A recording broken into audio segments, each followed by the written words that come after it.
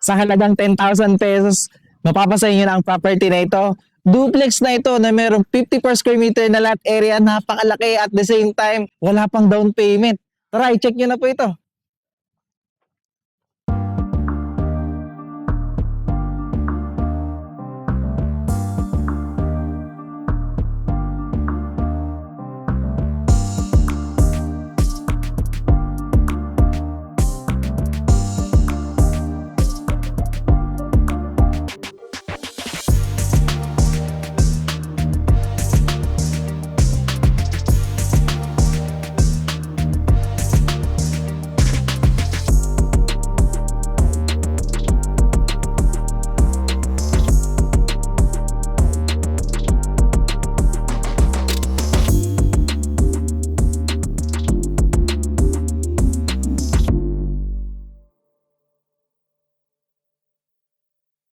Good day mga ka-Your Homes! Nandito po tayo ngayon sa Barangay Muzon, Naik, Cavite, and for today's house tour, i-feature po natin ang napaka-affordable na project natin dito sa Naik, si Pagsibol po.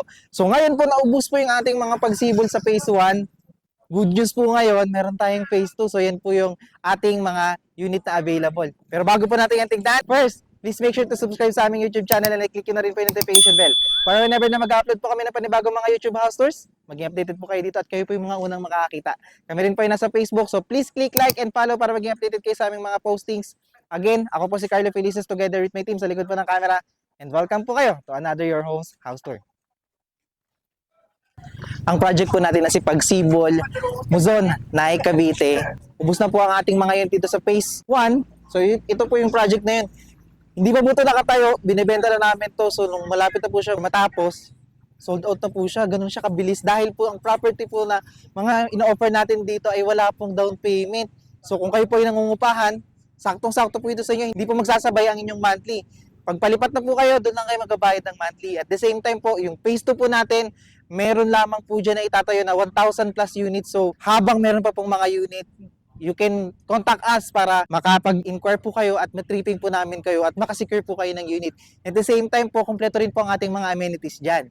24/7 din po ang ating security, kaya po napaka-safe po ng location. At kung mapapansin nyo po, lahat po ng unit natin dito ay duplex. Meron po talagang space sa gilid. 50 per square meter, imagine niyo po yun. Dami nyo pong magagawa sa unit nyo at duplex pa. So may bintana po sa tatlong part po ng bahay nyo, maliwalas po yung pagpasok ng liwanag, maliwalas yung pagpasok ng hangin. And at the same time, napaka-accessible din po ng lugar. Paglabas po natin ng highway, yan po ay Governor's Drive na. Kung kayo po ay nagtatrabaho sa Manila or kung gusto nyo pong lumuwas ng Maynila, may PITX na po dyan na sakayan. At the same time po, kung mga bilihan lamang po, pagpakaliwa nyo po dyan, pupunta po tayo sa Naik proper po natin. So, nandiyan na po yung lahat ng pangangailangan natin sa pang-araw-araw. And at the same time po, kung schools naman po, may malapit din po tayo dyan sa project. Meron po banda dito, meron po banda dyan. Technically po, napakaganda po ng location kasi po malapit na po siya sa lahat. Probinsya feels pa po yung lugar dahil hindi po siya ganun nasa kabihasnan. So, ang ganda po ng location nito, yan, makikita nyo po yan.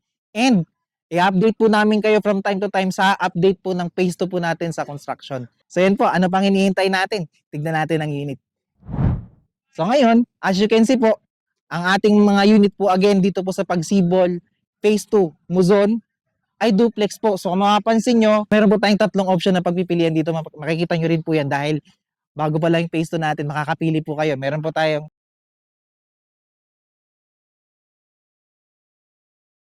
So, yan po yung mga pagpipilian nyo na kulay. Maaliwalas po rin yung pagkakakulay po nila ng bahay. So, ayan na po yung expect nyo sa turnover. So, dito po, dahil duplex tayo, again, meron tayong bintana sa harapan, sa gilid at sa likod po natin. Dati po yan ay jalousie lamang ngayon. So, in-upgrade po natin yung mga bintana into sliding window. Kaya po, mas elegante na po siyang tignan at mas maganda na po siya. So, at kung mapapansin nyo po, dahil tayo ay 50 per square meter po, again, ang ating area at ang ating area ay 45.5 square meter. Kung mapansin nyo po dito, meron talaga tayong space para sa parking area natin. So ayan, mapapansin nyo, dito po hati po kayo niya ng inyong kapitbahay. At dito po banda, kung mapansin nyo po, meron na tayong semento, kasama na po yan. Dito na rin po located yung ating septic tank. So dito po yung pwede nyo gawing laundry area, or kung gusto nyo pong ilabas dito yung inyong kitchen, countertop nyo po dito, pwede rin po yan, pabubungan nyo po dito.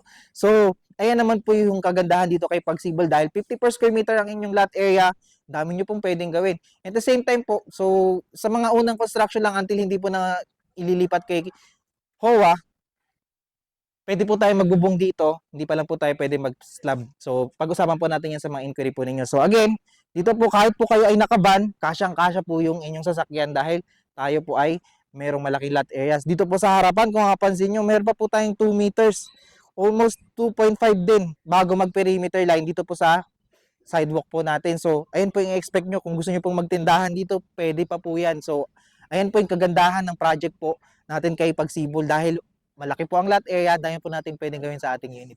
So, ano pang hinintay natin? Pasukin pa natin ang loob. Tara! So yan, pagkapasok po natin, metal flush door na rin ng pinto, kaya napakatibay.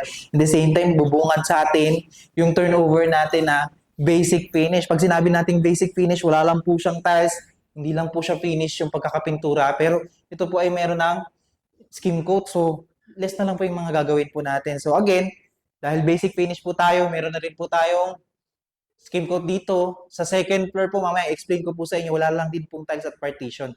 Pero kung ano po yung nakikita nyo ngayon, gano'n na po ang pagkaka-turnover natin. So this is the space for our living area.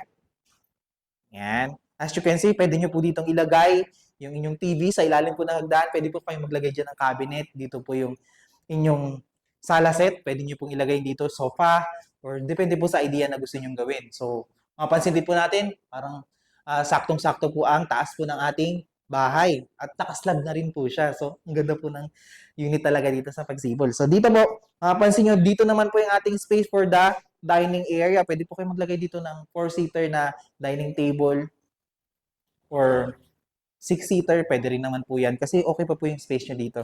And then, dito po sa side po na to, dito po located yung ating kitchen area, na meron na tayong kitchen countertop. Naka-tiles na po yan. May sink na po tayo na stainless, kasama po yung gripo dyan ha. And then may cabinet na po tayo dito, nakasama sa turnover. So this is the space. Pero kung gusto niyo po itong gawin pa na additional space sa inyo, pwede niyo pong ilabas itong kitchen area nyo doon. Ang ganda po, no? Dahil po may space po kayo sa labas pa. So ngayon, dito po katabi po niya is yung ating turnover ng toilet and bath. As you can see, nakatiles na po ang sahig.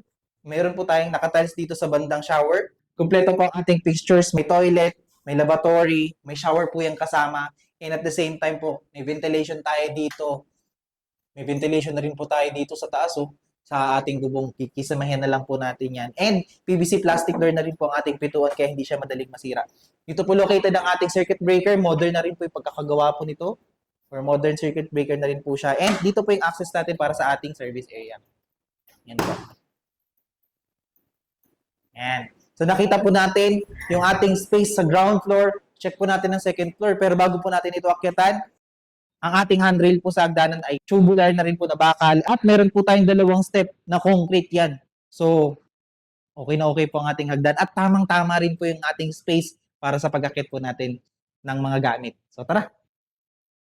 So, ayan. Pag-akyat po natin ang hagdan, bubungad po sa atin ang space natin sa second floor na provision po for 2 bedroom.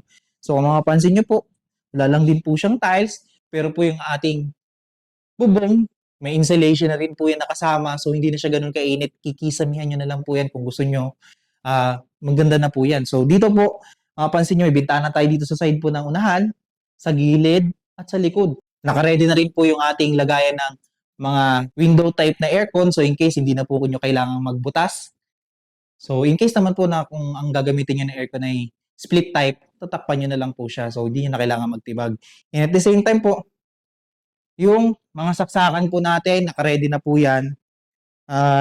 Outlet po natin, kumpleto po dito sa second floor. So, ganito po maganda talaga yung project natin dito kay Pagsibol. Less na lang papagagawa natin. Dito po, kung mapapansin nyo, dati po wala po nito sa iba nating project kay Pagsibol. Pero ngayon, kasama na po itong partition nito. Lalagyan nyo na lang po ito ng Hardiflex. Okay na po ito. And at the same time, sa hagdanan po natin, meron tayo dyan na fixed po na window. So, para po yan sa pagpasok ng liwanag. Pag umaga naman, hindi nyo na kailangan magbukas. Meron po tayong natural light na papasok. So, Nandito po ako ngayon sa bahay, ramdam na ramdam ko po yung pasok po ng hangin, napakaaliwalas lang po talaga. Yan po yung kagandahan 'pag marami po kayong bintana at malaki po ang inyong lot area. So, ngayon nakita po natin ito, yung ating actual turnover, pag-usapan po natin ang presyo, tara.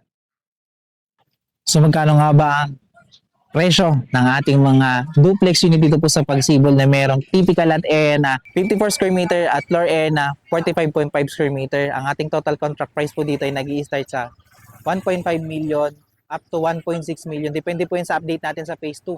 Ang ating magiging down payment po, again, wala po tayong down payment dito. So, magkakaroon lang po tayo ng processing fee, which is yung 10,000 po natin. Yan na po ay kapag na-check po nila yung inyong requirements. Kasi po dito, direct na po tayo magsasabit ng complete requirements po natin dyan. I-assist po namin kayo. And then kapag na-evaluate po nila at okay po ang ating requirements, magbabayad lang po tayo ng 10,000 na processing fee. Maghihintay na lang po tayo ng turnover date natin or pag malapit na pong ma-turnover yung unit natin, tsaka po mag-i-start yung monthly amortization natin na nagkakahalaga naman po ng 10,000, more or less po yan. Sa updated computation po natin yan sa inquiry po ninyo, baka meron na po kaming updated price po dyan. So, at the same time po, ang ating required income po dito ay 30,000. So, in case po na hindi po kayo pasok dyan, pwede po ang co-borrower. Basta po ka mag-anak. Ganun po kasi dito kayo Pagsibol. So, alis naman po namin kayo dyan. In case po na gusto nyo magpa-free tripping po sa amin sa project po na ito at meron po kayong mga inquiry pa, you can contact us sa number po na makikita nyo sa screen. Wait lang, bago ko makalimutan. Kasama po pala sa 10,000 na processing fee yung paggabit po ng kuryente, tubig at paglipat po natin ha. So yan po yung kagandahan ng project po na ito. Kaya kung hanggang ngayon, naghahanap ka pa rin ng napaka-affordable na property, wala pang down payment, located sa Naik, Cavite, and at the same time po, may mga unit ka pang makukuha or kung naubusan ka sa Pagsibol na phase 1, sa phase 2, ito po, i-check nyo na po ito. Kung hindi pa po kayo nakasubscribe sa aming YouTube channel, please like, share, and subscribe na rin po para maging updated po kayo sa mga bago po namin ipipicture na bahay na kagaya po nito. Again, maraming salamat po sa panonood at magandang araw.